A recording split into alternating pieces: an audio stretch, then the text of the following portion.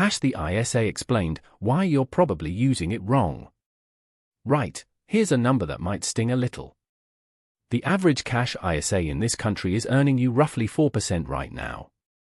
Sounds decent, yeah?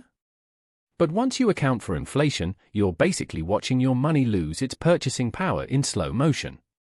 And the mad thing is, there's a version of the ISA that has historically returned 2 to 3 times that, and most people completely ignore it. So today, we need to talk about ISAs properly.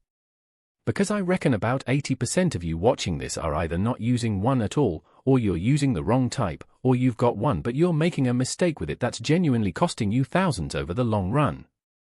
Let's fix that. So, first things first. What actually is an ISA?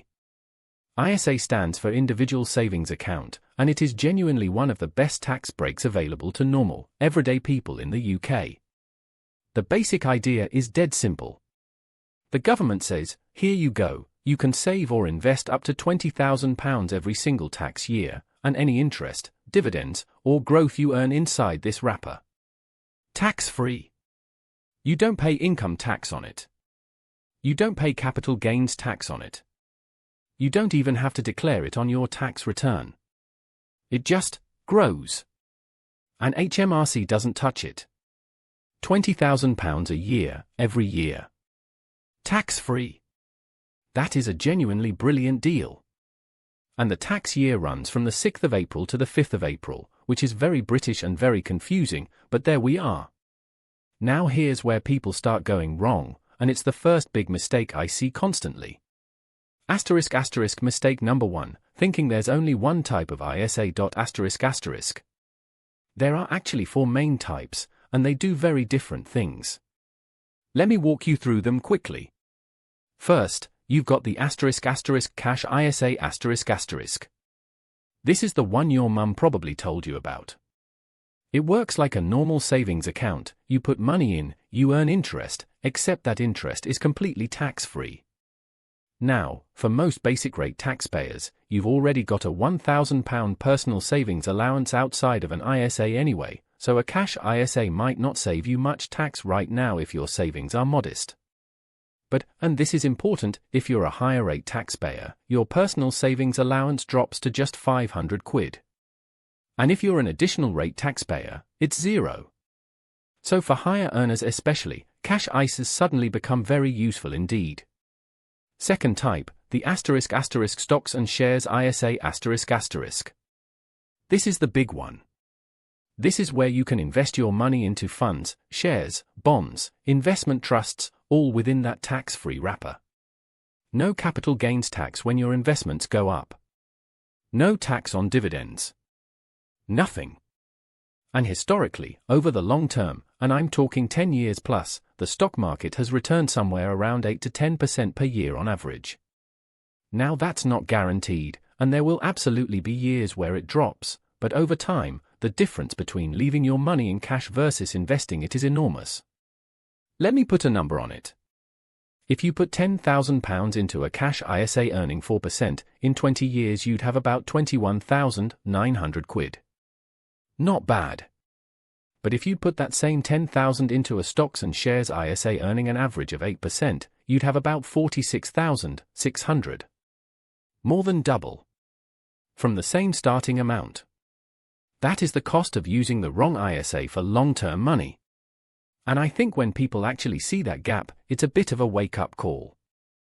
Third, there's the lifetime ISA or LISA.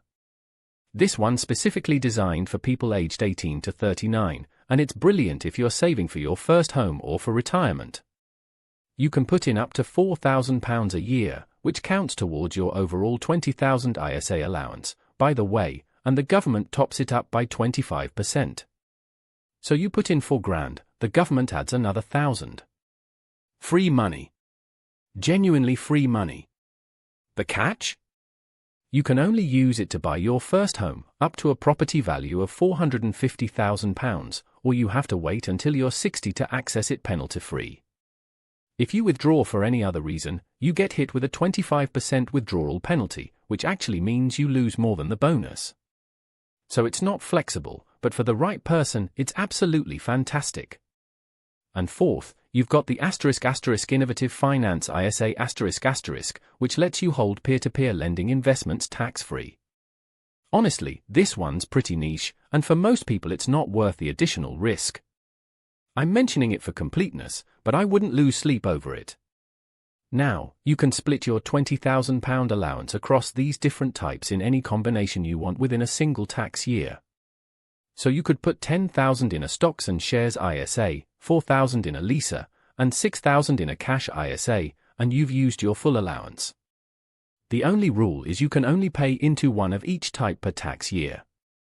You can't have two cash ISAs that you're both contributing to in the same year. One of each, that's the rule. Oh, and quick mention, if you've got kids, there's also the ** Junior ISA ***. You can put up to £9,000 a year in for your child, and they can't touch it until they're 18. Brilliant for building up a nest egg. Grandparents, if you're watching, this is a much better gift than another toy that'll end up in the charity shop by February. Right. So now you know the types. Let's get to the mistakes, because this is where it gets really interesting. ***, mistake number 2, leaving long-term money in a cash ISA. ***. If you are not going to need the money for 10 years or more, maybe it's for retirement, maybe it's for a goal that's decades away, leaving it in cash is almost certainly the wrong move. You need that money working harder. A stocks and shares ISA with a sensible, diversified global index fund is, for most people, the better home for long-term money. Cash is for your emergency fund and for money you'll need within the next 3 to 5 years. Everything else? Seriously consider investing it. And I know that feels scary. The idea of putting your money in the stock market sounds risky. But there's a massive difference between picking individual shares and gambling versus putting money into a broad global index fund that holds thousands of companies across the entire world. You're not betting on one horse. You're betting on the entire global economy continuing to grow over time. And historically, that's been a very good bet. ***, mistake number 3, not using your allowance before the tax year ends. ***. Your £20,000 ISA allowance resets every April the 6th. It doesn't roll over. If you don't use it, it's gone. Now obviously, not everyone has 20 grand sitting around, I get that completely. But even if you can only put in 50 quid a month, that's still 600 a year growing tax-free. And that builds up. Over 10, 20, 30 years, it really builds up. The point is to start. Don't let perfect be the enemy of good. ***, mistake number 4, ignoring fees. ***. This one's sneaky. If you're using a stocks and shares ISA, which you should be for long-term money, pay attention to the platform fee and the fund fee. These are usually expressed as a percentage. Something like 0.15% for a fund, plus maybe 0.25% for the platform. Sounds tiny, right? But over decades, even small fee differences compound into thousands of pounds. Always check what you're paying. Platforms like Vanguard, Invest Engine, or Trading 212 tend to be on the cheaper end for everyday investors. I'm not sponsored by any of them, by the way, just giving you a starting point.